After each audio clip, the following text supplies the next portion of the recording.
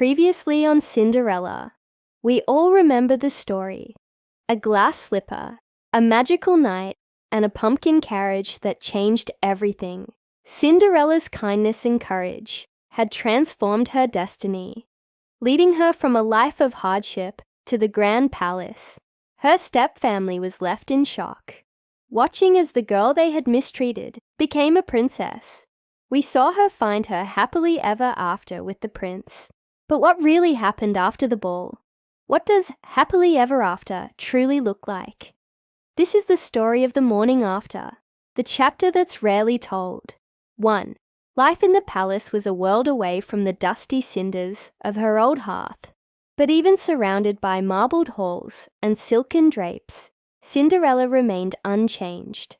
She greeted every servant not as a princess, but as a friend, always with a warm smile and a helping hand. She remembered what it was like to be overlooked, and so she made sure no one in the castle ever felt invisible.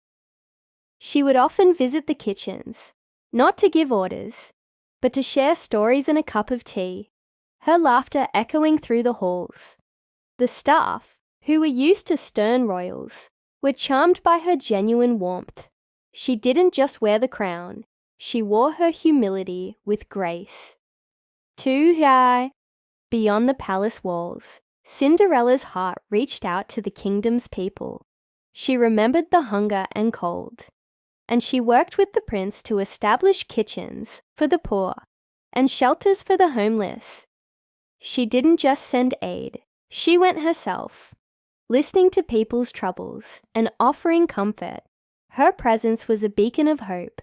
She showed everyone that true royalty wasn't about power or wealth, but about the depth of one's compassion.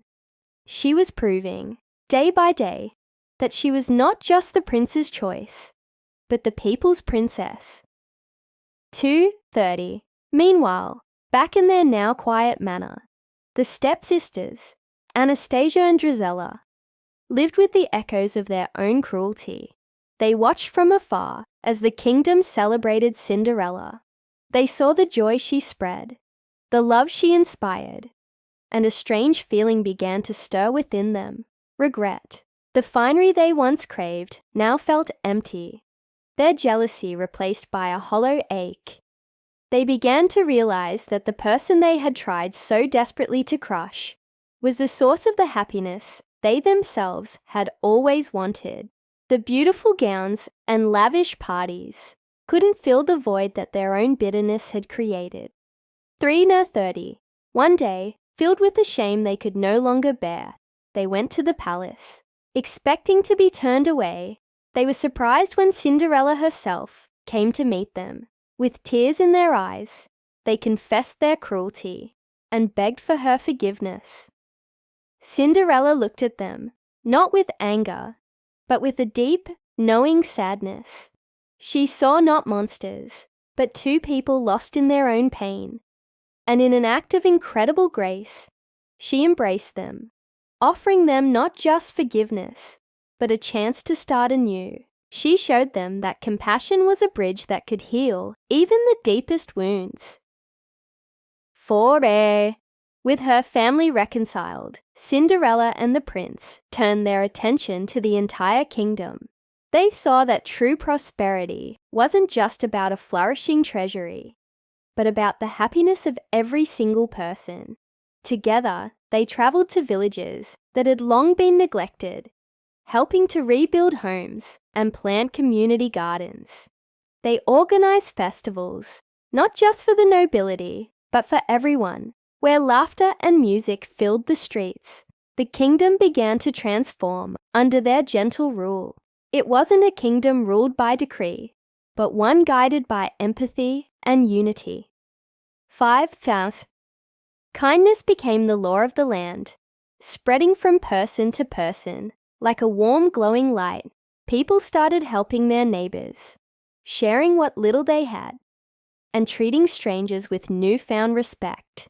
The kingdom flourished in a way it never had before, not just in wealth, but in spirit. Cinderella and the prince showed that a leader's greatest strength is a compassionate heart. Their reign wasn't just a period of peace. It was an era of shared joy, proving that when you lift others up, everyone rises together. The entire realm was becoming a reflection of Cinderella's own spirit. 6. One quiet evening, as Cinderella was tending to the roses in the palace garden, a familiar shimmer filled the air. The fairy godmother appeared before her, her eyes twinkling with pride. Cinderella rushed to thank her, saying that none of this would have been possible without her magic. But the fairy godmother simply smiled and shook her head gently. "Oh, my dear child," she said, her voice as soft as starlight. "The pumpkin, the gown, the glass slippers. That was merely a nudge, a little sparkle to help you on your way." 7.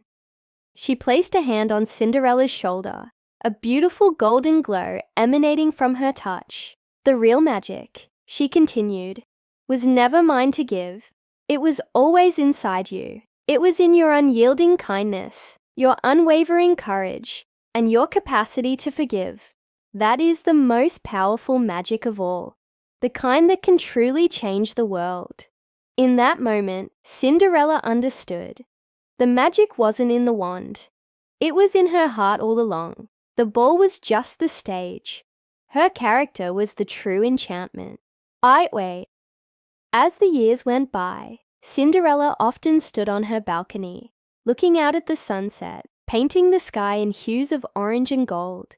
She watched over a kingdom that was now peaceful and thriving, a world transformed by simple acts of goodness. She thought back on her journey, from the lonely hearth to the magnificent throne. She realized that fate wasn't a rigid path written in the stars, but a garden that you tend yourself. Her hardships hadn't broken her.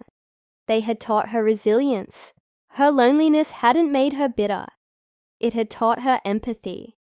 9. Cinderella learned that kindness is a seed that, when planted, can grow into a forest of happiness. She understood that patience can wear down even the hardest stone, and that forgiveness has the power to set not one, but two people free. Her life became a testament to the idea that true strength isn't about how much you can take, but how much you can give. Her happily ever after wasn't a destination she arrived at, but a journey she continued to live every single day.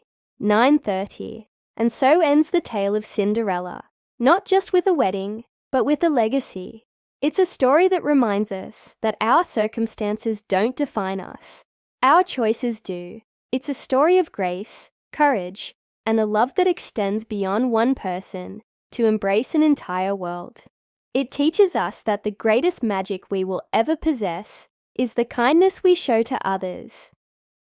Thank you so much for joining us on this journey. If you enjoyed this story, don't forget to like, share, and subscribe for more tales from our fairy tale library. Until next time, keep believing in the magic within you.